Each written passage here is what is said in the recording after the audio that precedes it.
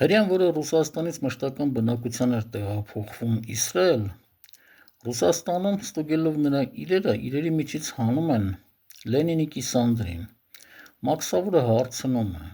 «Սա ինչ է»։ Հրեան պատասխանում է. «Սա ինչ չի, սա ով է»։ Սա Վլադիմիր Իլիչ Լենինն է, որի երկրում ես երջանիկ 40 տարի ապրել եմ եւ այժմ տեղափոխում եմ նրա կիսանդրին իմ հայրենիք, որպեսզի դնեմ պահարանի վրա եւ ամեն օր հիշեմ իմ երջանիկ օրերը։ Մաքսավուրը կիսանդրին դնում է պայուսակի մեջ եւ նա անցնում է մաքսային ստուգումը։ Հասնելով Իսրայելում Մաքսավուրը հարցնում է. «Սա ինչ է»։ Հրեան նորից է ասում. «Սա ինչ չի, սա ով է»։ Սա Վլադիմիր Իլիչ Լենինն է, որը մի ահավոր երկիր էր կառուցել, որտեղ ես 40 տարի տառապել եմ եւ այժմ տանում եմ իմ տուն, որպեսզի իմ հայրենիքում դնեմ պահարանի վրա եւ հիշեմ այդ 40 տարվա իմ տառապանքները։ Հրեա Մաքսավուրը նույնպես նրան բաց է թողնում։ Մի քանի օրից, երբ հրեան բնակարան է գնում, կանչում է իր հարազատներին մեծ հյուրասիրության։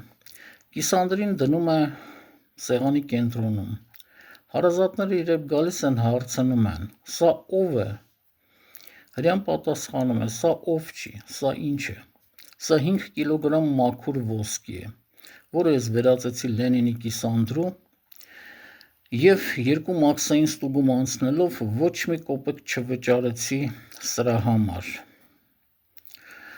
Մանրապատումի հեղինակը հրեա գրողը։